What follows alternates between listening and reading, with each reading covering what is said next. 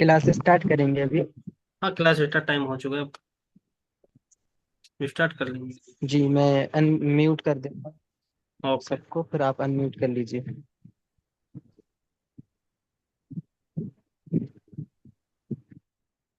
जी, unmute कर लीजिए आप। बिस्मिल्लाहिर्रहमानिर्रहीम। अब तक हमारी 4 क्लासें कंप्लीट हो चुकी हैं, और आज की जो हमारी क्लास है ये 5वीं क्लास है। बाकी जो क्लासेस बची हुई हैं उनके अंदर भी अहम टॉपिक्स बयान किए जाएंगे। मैं आपको एक बार बता देना चाहता हूँ कि जो हमारी 4 क्लासेस थी उनमें हमने स्टॉक मार्केट की बेसिक नॉलेज जो हर एक को ज़रूरी होती है वो सीखी है, वो समझी है, वो नॉलेज हमने। यानी कि स्टॉक मार्केट काम किस तरीके से करता है, और वहाँ पे शेयर्स वगैरह किस तरीके से फिर हमने सीखा कि बाय और सेल करते हैं, यानी खरीदो फरोख्त करते हैं। इसी तरीके से किस प्लेटफॉर्म की हमें ज़रूरत होती है, ब्रोकर किसे कहा जाता है, ये तमाम चीज़ें हमने समझी। और फिर जो हमारी गुज़िश्ता क्लास थी जिसके अंदर हमने फंडामेंटल के बारे में बताया था, तो आज जो ये क्लास है ये भी फंडामेंटल के ऊपर है। क्योंकि अभी हमारी क्लास जो गुज़िश्ता थी उसमें हमने फंडामेंटल के कुछ टॉपिक्स को कवर किया था। बाकी आज कवर कर लेंगे कि फंडामेंटल के जो और बाकी बकाया टॉपिक्स हैं। यानी मैं आपको समझाता हुआ चलूं कि अगर आप देखेंगे,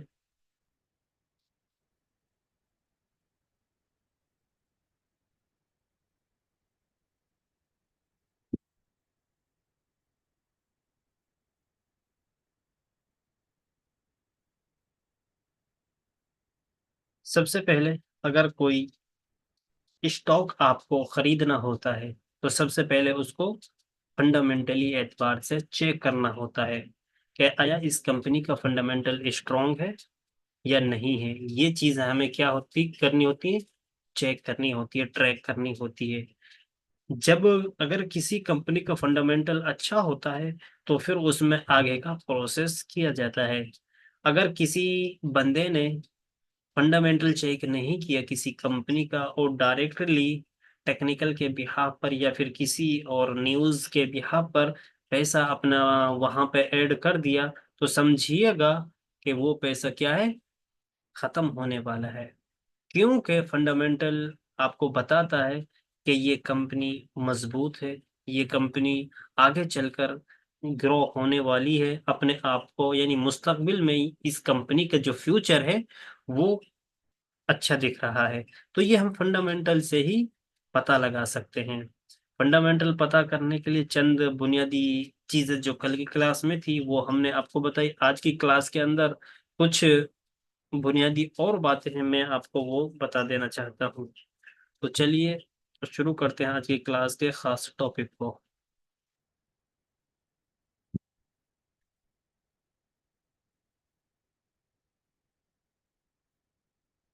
अगर किसी कंपनी को आपको क्या करना होता है, बाय करना होता है यानी खरीदना होता है, तो उसके लिए सबसे पहले आपको क्या करनी होती है, तहकीक करनी होती है। किस चीज की तहकीक करनी होती है, कि इसकी माली हैसियत किस तरह की है, यानी ये कंपनी स्ट्रांग है या फिर लॉस मेकर कंपनी है, या इसका फ्यूचर जो है वो रोशन है, या फिर ये अपने आप को यहाँ खामोखा, फंडामेंटल अगर किसी कंपनी का स्ट्रांग ना हो तो उसको समझा जाता है कि ये कंपनी खामखा है, और अगर हम इसमें इन्वेस्ट करते हैं तो हमारा पैसा क्या है, यहाँ पे लूज होने वाला है। तो जब भी आप किसी स्टॉक को बाय करने जाएं, क्या करने जाएं, बाय करने जाएं, तो सबसे पहले उसको क्या कीजिएगा, फंडामेंटली एतबार से उसको चेक कीजिएगा। पिछली क्लास के अंदर हमने आपको कुछ मुख्तलिफ चीजें बताई थी, तो आज की क्लास के अंदर भी हम आपको मुख्तलिफ और मजीद एडवांस लेवल पर आपको बताने वाले हैं कि फंडामेंटल एतबार के लिए आपको किन किन किन चीजों का ख्याल करना होता है। सबसे पहले कंपनी के बारे में अच्छी तरह आप तहकीक करें। कंपनी के बारे में सबसे पहले आप क्या करें, तहकीक करें, अच्छी तरीका से उसके बारे में तहकीक करें। देखें कि वो किस शोबे में काम करती है, यानी ये देखें कि वो किस शोबे में काम करती है, किस सेक्टर में वो काम करती है, और फिर उस सेक्टर में जिसमें वो काम कर रही है क्या पोजीशन है और इसका मुस्तकबिल कैसा लगता है, ये तहकीक आपको करनी होगी। यानी ये कंपनी किस सेक्टर से है, यानी किस शोबे में काम करती है। आपने देखा होगा बहुत से सेक्टर, जैसे सेक्टर होते हैं, जैसे एफएमसीजी हो गया, इसी तरीके से, और मेटल हो गया जिनके अंदर मेटल बनाने वाली कंपनियां आती हैं। इस तरीके से सेक्टर वाइज कंपनीज होती हैं, फूड के अलग होते हैं, इसी तरीके से बहुत से सेक्टर वाइज कंपनियां जो होती हैं वो, तो चेक करना ये होता है कि आया जिस कंपनी को हम बाय करने जा रहे हैं ये किस सेक्टर में आती है, इसका शोबा कौन सा है। उसके बाद आपको पता लग गया कि इसका शोबा ये है, तो फिर आप देखिएगा कि इस शोबे में इसकी क्या हैसियत है, इसकी क्या पोजीशन है, और फिर आप तहकीक कीजिएगा कि इसका मुस्तकबिल कैसा है। और फिर इसके बाद ये आप चेक करेंगे कि मुनाफा इसका कितना है, यानी वो प्रॉफिट कल के क्लास के अंदर आ गया था, प्रॉफिट के बारे में कल हमने बता दिया था। तो मुनाफा देखना होता है कि कंपनी का मुनाफा, ये देखे कि कंपनी मुसलसल मुनाफा दे रही है या नहीं। वो कंपनियां जो मुस्तहकम मुनाफा देती हैं उमूमन बेहतर सरमायाकार होती हैं। और इसी तरीके से हमने कल की क्लास में बताया था कि मैं क़यादत यानी मैनेजमेंट टीम, ये हमने कल की क्लास में भी कवर कर लिया था। यानी कंपनी की मैनेजमेंट टीम की काबिलियत और तजर्बे को भी देखें, अच्छी क़यादत कामयाब कंपनी का अहम जुज होती है।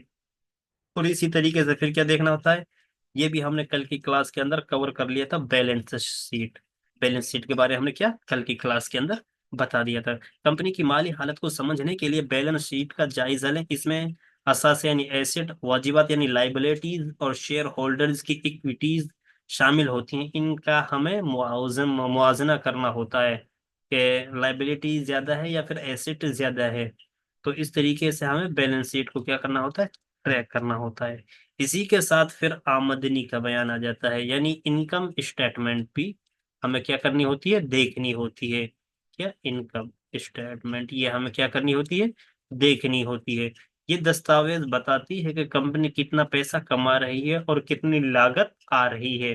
अगर आपको किसी कंपनी के बारे में जानना होता है कि ये कंपनी कितनी कमा रही है और कितनी इसकी लागत है, यानी कितनी लागत आ रही, कितना ये फ्यूचर में खर्च कर रही है, कितना ये लगा रही है, तो हमें किससे पता चलेगा, ये पता चलेगा इसी चीज से, यानी इनकम स्टेटमेंट, ये हमें देखनी होगी। और इसी तरीके से एक और आता है कैश फ्लो बयान, यानी कैश फ्लो के बारे में हमने बताया नहीं था। इनकम स्टेटमेंट ये भी एक जरूरी है आज के टॉपिक के लिए। और आज का जो हमारा टॉपिक एक और था जो कल हम बयान नहीं कर सके, वो था कैश फ्लो। कैश फ्लो यानी ये होता है, इससे मालूम होता है कि कंपनी के पास कितना पैसा आ रहा है, कंपनी के पास कितना पैसा आ रहा है और कहाँ खर्च हो रहा है, और कहाँ खर्च हो रहा है, इसे क्या कहेंगे, कैश फ्लो। इससे हमें क्या पता चलता है कि कंपनी के पास कितना पैसा पैसा आ रहा है और कहाँ खर्च हो रहा है।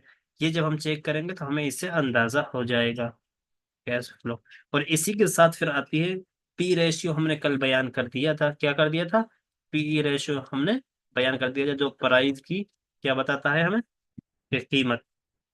पी रेशियो हमें ये बताता है कि अगर आप किसी कंपनी का शेयर खरीदे तो उसके बदले में आपको उसकी कमाई का कितना हिस्सा मिलेगा। अगर पी रेशियो ज्यादा है तो इसका मतलब है कि कंपनी का शेयर महंगा है, यानी आपको कमाई के मुकाबले में ज्यादा पैसे देने पड़ेंगे। अगर पी रेशियो कम है तो इसका मतलब है कि कंपनी का शेयर सस्ता है, यानी आपको कमाई के मुकाबले में कम पैसे देने होंगे। ये पी वाला जो सेशन था ये हमने कल की क्लास में कवर कर लिया था। और फिर इसी तरीके से आता है अर्निंग पर शेयर, ईपीएस।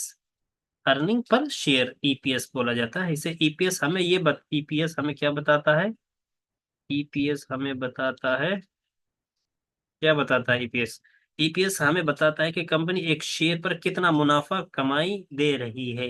अगर ईपीएस ज्यादा है तो इसका मतलब है कि कंपनी अच्छी कमाई दे रही है, अगर ईपीएस कम है तो इसका मतलब है कि कंपनी कम कमाई दे रही है।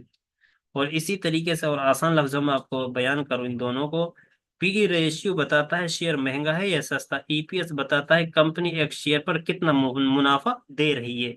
ये दो चीजें आपको समझने में मदद देती हैं कि किसी कंपनी के शेयर में पैसे लगाना फायदेमंद साबित होगा या नहीं होगा।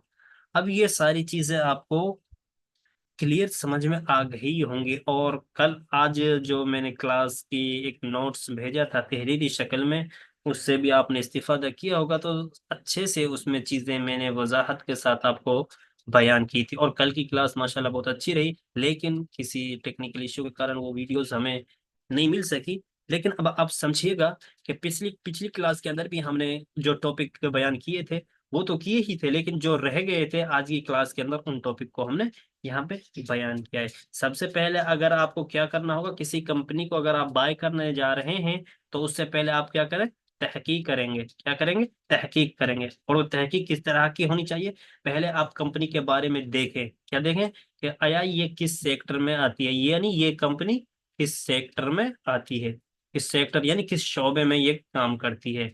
और फिर उस शोबे के अंदर इस कंपनी की क्या पोजीशन है, इस कंपनी की पोजीशन क्या है। यानी पहले हमने चेक किया कि ये कंपनी किस सेक्टर में आती है, फिर उसके बाद हमें क्या चेक करना होता है कि इसकी पोजीशन क्या है, इस कंपनी के अंदर पोजीशन क्या है, और मार्केट में इसकी पोजीशन क्या और इसका मुस्तकबिल कैसा लगता है। यानी फिर इससे हम अंदाजा लगाएंगे कि इसका जो मुस्तकबिल है वो मजबूत है या कमजोर है। पैसा इतनी आसान हो, क्योंकि पैसा मेहनत का पैसा होता है, हम वो खामखा ही इन्वेस्ट तो नहीं कर सकते, बल्कि हमें तहकीक करनी होगी। अगर आप मुझे एक चीज बताएं, अगर आप लोग जमीन खरीदते हैं, क्या खरीदते हैं, अगर कोई लैंड या जमीन खरीदते हैं तो उसके बारे में आप तहकीक करते हैं। क्या तहकीक करते हैं कि इसका प्राइस क्या चल रहा है इस एरिया में, जिस एरिया में आप जमीन या प्लॉट खरीदने जा रहे हैं, तो उस एरिया में तहकीक करेंगे आया इसका रेट क्या चल रहा है, इसके प्राइस का, यानी इस जमीन के प्राइस वहां पे क्या है। और फिर देखेंगे कि आया इस जमीन पर, मोहम्मद मुसद्दिक प्लीज आप स्क्रीन को टच ना करें। फिर हमें देखना होता है कि ये जो जमीन है जिसे जिसे हम खरीद रहे हैं, जिस प्लाट को हम खरीद रहे हैं, यहाँ पे क्या रास्ता भी है या नहीं है, यानी रोड, या फिर हमें और फैसिलिटीज भी देखनी होती हैं, या स्कूल या कॉलेजेस, या फिर इसी तरीके से ले लीजिएगा कोई भी जो हॉस्पिटल वगैरह। तो ये तमाम सुविधा हम यहाँ पे देख रहे हैं, हम तहकीक कर रहे हैं, क्योंकि हम यहाँ पे अपना पैसा इन्वेस्ट कर रहे हैं, पैसा हम लगा रहे हैं। तो आप मुझे बताइएगा, जब आप अगर जमीन लेते हुए इतनी तहकीक कर रहे हैं, क्यों कर रहे हैं, क्योंकि आपका पैसा यहाँ पे इन्वॉल्व, आप पैसा यहाँ पे लगा रहे हैं। तो हमें यहाँ पर भी क्या करनी होती है, अगर हम किसी कंपनी का शेयर खरीदते हैं, स्टॉक खरीदते हैं, तो हमें क्या करनी होती है, तहकीक करनी होती है। और वो तहकीक सबसे पहले आप कीजिएगा कि मैं जिस कंपनी को खरीदने जा रहा हूँ, जिस कंपनी के शेयर को मैं बाय करने जा रहा हूँ, वो किस सेक्टर से बिलोंग करती है। ठीक, जिस तरीके से आप इस जमीन के बारे में देख रहे थे कि इसका इलाका कौन सा है, ये किस इलाके में है, तो इसी तरीके से आप एक कंपनी के बारे में देखिएगा ना कि वो किस सेक्टर में काम करती है, किस शोबे में काम करती है। और फिर देखिएगा कि जिस तरीके से आप यहाँ इस प्लॉट के बारे में देख रहे थे कि इसकी वैल्यू क्या है, यानी क्योंकि एरिया वाइज जो प्लॉट होती हैं, ब्लॉक वाइज प्लॉट के ओके रेट भी घटते बढ़ते रहते हैं। तो आप भी देखिएगा इस कंपनी के बारे में कि आया ये कंपनी जो है मार्केट में इसकी पोजीशन क्या है, इसकी पोजीशन क्या है, आप ये तहकीक कीजिएगा। उसके बाद फिर जो फंडामेंटल आपको करना होगा वो कीजिएगा, जो फंडामेंटल के टूल्स हैं उनको आप इस्तेमाल कीजिएगा, अच्छे तरीके से तहकीक कीजिएगा। और फिर यहाँ पे आप उसके मैनेजमेंट टीम के बारे में जानिएगा। मैनेजमेंट टीम का मतलब क्या होता है, अगर देखा जाए तो यानी एक क़यादत जो होती है, कंपनी वो मैनेजमेंट टीम की काबिलियत और तजर्बे को भी देखें।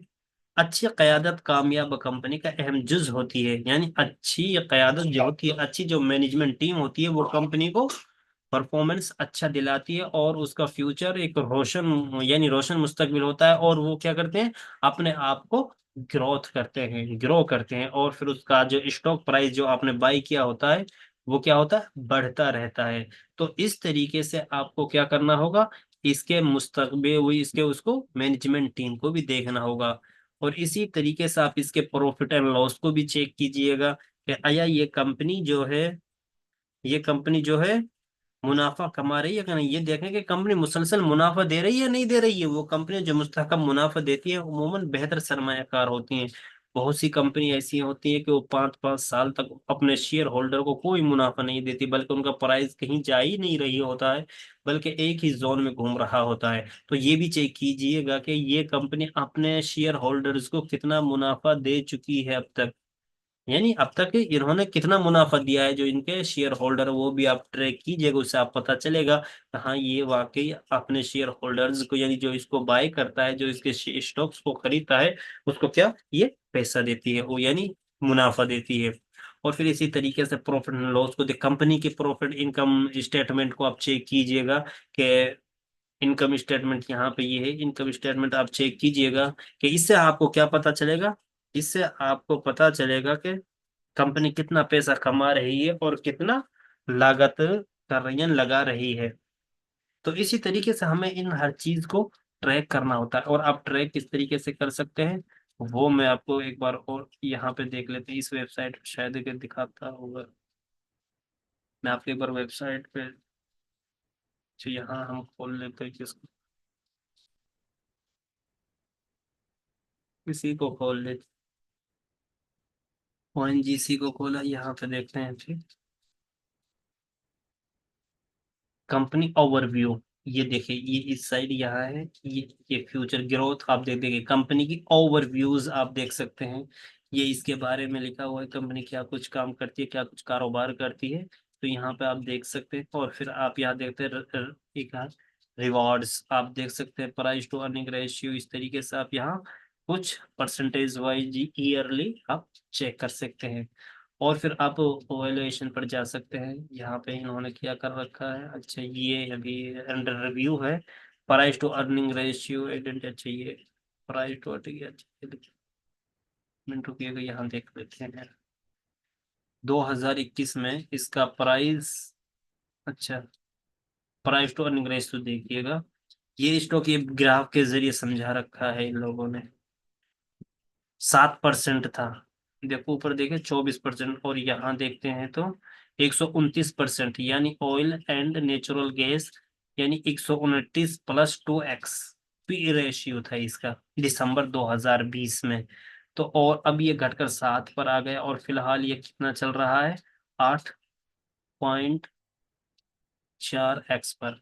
तो इस तरीके से आप प्राइस अर्निंग और कंपनी की ओवरव्यू के बारे में आपने चेक किया, वैल्यूएशन के बारे में, फ्यूचर ग्रोथ यानी उसका मुस्तकबिल रोशन है या नहीं है, आप यहाँ चेक कर सकते हैं इसके बारे में। फ्यूचर क्रेडिट कैश यहाँ पे आप चाहिए, अभी अंडर रिव्यू है।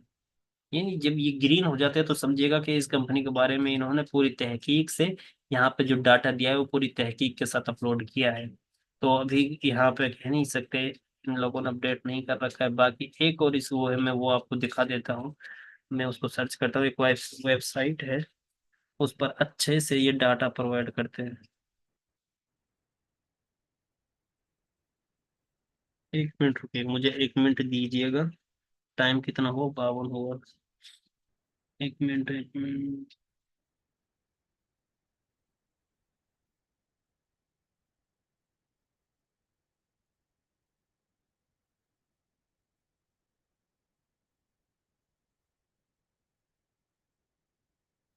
देखिएगा, ये एक कंपनी है, ठीक। तो हम इस पे यहाँ जाते हैं मार्केट पर, मार्केट पर जाते हैं। मार्केट एफ एन ओ हमें मार्केट टूडे पे ही सर्च, अच्छा यहाँ पे भी हम कंपनी के बारे में सर्च कर सकते हैं, जैसे ONGC,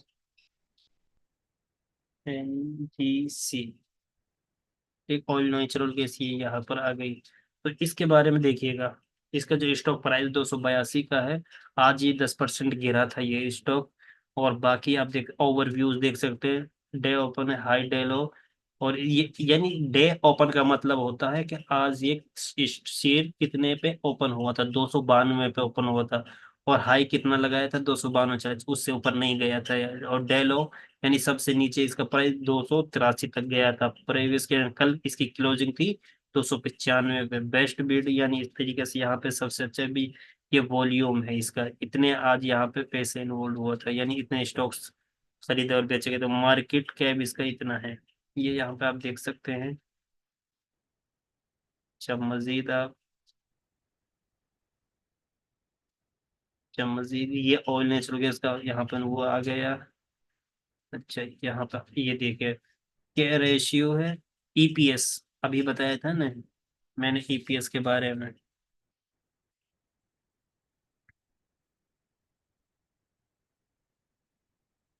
ईपीएस कहा जाता है पता है अर्निंग पर शेयर। ईपीएस हमें ये बताता है। ईपीएस हमें क्या बताता है देख ईपीएस ईपीएस क्या बताता है हमें। ईपीएस हमें ये बताता है कंपनी एक शेयर पर कितना मुनाफा कमाई दे रही है।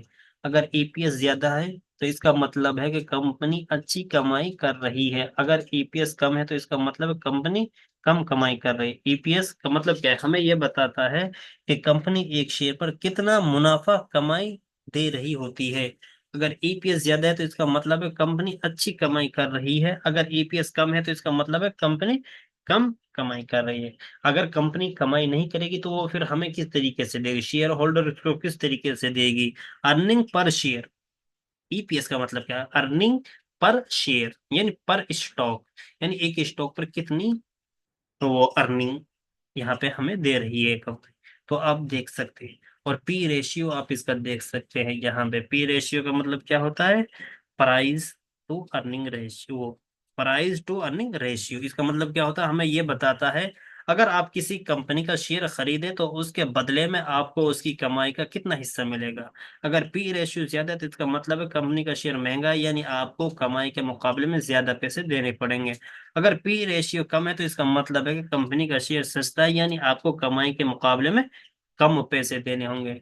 और ये आप इसी तरीके P B V R O A return on equity आप ये देख सकते हैं। ये कल की क्लासेस में डेबिट ये नेट मार्जिन ये सब चीजें आप चेक कर सकते हैं। और बाकी ये अच्छी वेबसाइट है। आप यहाँ पे प्रॉफिट एंड लॉस मैंने कहा था कि प्रॉफिट एंड लॉस भी देखना होता है कंपनी सेल्स कितनी हो रही देखिए अगर 2024 में सेल्स बढ़ रही हैं या घट रही हैं 2023 तो ये सारी चीजें यहाँ पे ग्राफ में भी इन लोगों ने दिखा रखी। बैलेंस शीट के बारे में आप देख सकते हैं यहाँ पे इस वेबसाइट पे।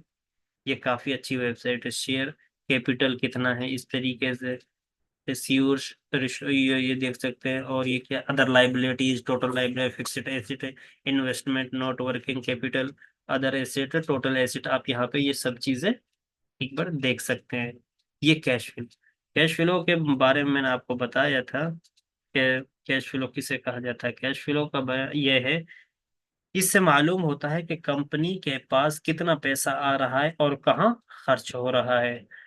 ऑपरेटिंग एक्टिविटी आप यहाँ पे चेक कर सकते हैं। इन्वेस्टमेंट एक्टिविटी आप यहाँ चेक करें। फाइनेंशियल इक्विटी वो एक्टिविटीज आप यहाँ देख सकते हैं। नेट चेंजिंग इन कैश और एंड कैश इक्विटी यहाँ पे ये सब चीजें आप एक्सप्लो अच्छा एक्सप्लेन पे क्या दिखा रहा है। अच्छा ये पूरा वो स्क्रीन पर दिखाएगा फिर इसको अच्छे से समझने के लिए आप इसको इस तरीके से भी यहाँ एक मिनट में से बैक करता हूँ। मुझे लगता है ये सारा कुछ है। तो इस तरीके से आप किसी भी कंपनी को यार ये स्क्रीन पे क्यों लिख रहे हो।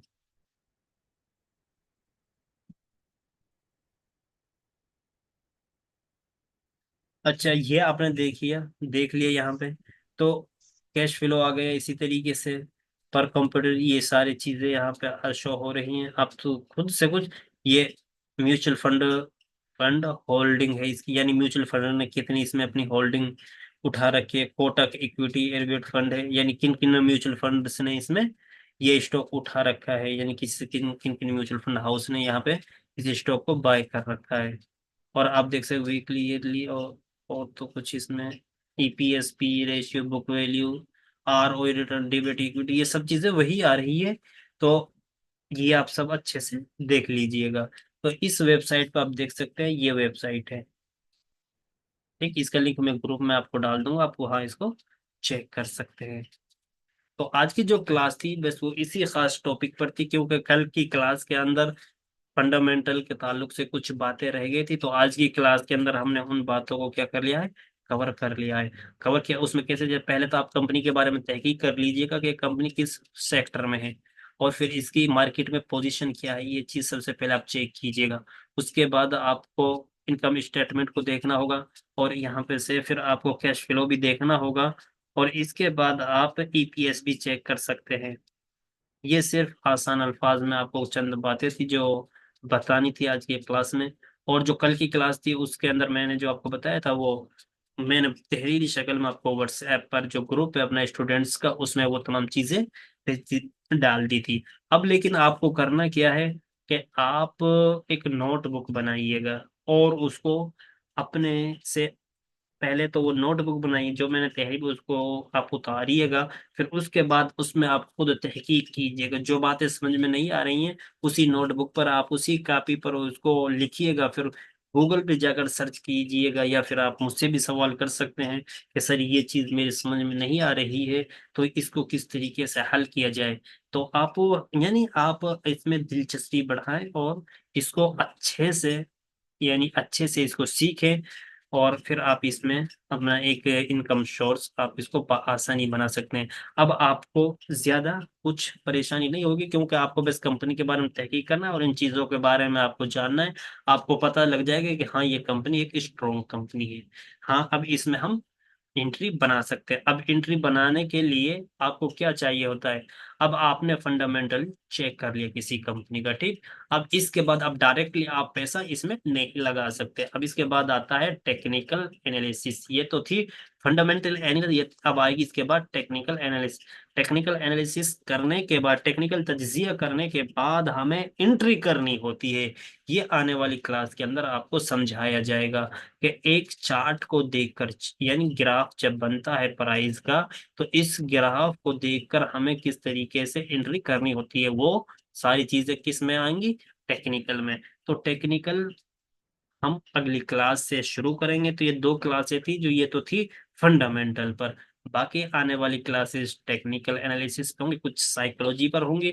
तो इस तरीके से हमारे ये बैच इंशाल्लाह कामयाबी के साथ कंप्लीट हो जाएगा। बाकी ये है कि आप नोटबुक जरूर बनाइएगा, और जो चीजें समझ में नहीं आ रही हैं वो आप सवाल कीजिएगा, या फिर गूगल साहब से भी आप पूछ सकते हैं, और खुद से आप कुछ सीखने की कोशिश भी कीजिएगा। माशाल्लाह मैंने आज पोल डाला था और ग्रुप के अंदर, तो अक्सर साथियों को क्लासेस समझ में आ रही हैं और सबको मजा आ रहा है। और बहुत से तो ऐसे मैसेजेस आ रहे थे कि सर हमें पता नहीं था कि दुनिया के अंदर इस तरह की भी कोई मार्केट है। माशाल्लाह अच्छा लगा हमें सीख कर आपके बेत। तो अब यानी स्टूडेंट के अच्छे फीडबैक आ रहे हैं। तो मैं यही चाहता हूं कि आप सीखिएगा और समझिएगा और यहाँ से एक अच्छा खासा इनकम कीजिएगा। लेकिन इनकम करने के लिए आपको सबसे पहले सीखने की जरूरत होती है। तो हमने बेसिक नॉलेज तो सीख ली है कि स्टॉक क्या है, किस तरीके से काम होता है। फिर फंडामेंटल हमने आज कंप्लीट कर लिया है कि किसी कंपनी की तहकीक किस तरीके से हमें करनी होती है। अब उसके बाद टेक्निकल देखना होता है कि एक एंट्री किस तरीके से, मैंने चार्ट को किस तरीके से रीड करना है। टेक्निकल काम किस पे होता है, सिर्फ चार्ट पर काम होता है। टेक्निकल कहाँ काम होता है, सिर्फ चार्ट पर। यानी जो वो हरी वो ग्रीन और रेड कैंडीलें बनती है ना जो ऊपर नीचे, बस टेक्निकल इन्हीं पे काम करते हैं, यानी चार्ट पर। अब कल की क्लास जो होगी वो इंशाल्लाह हमारी चार्ट पर होगी। एक मिनट।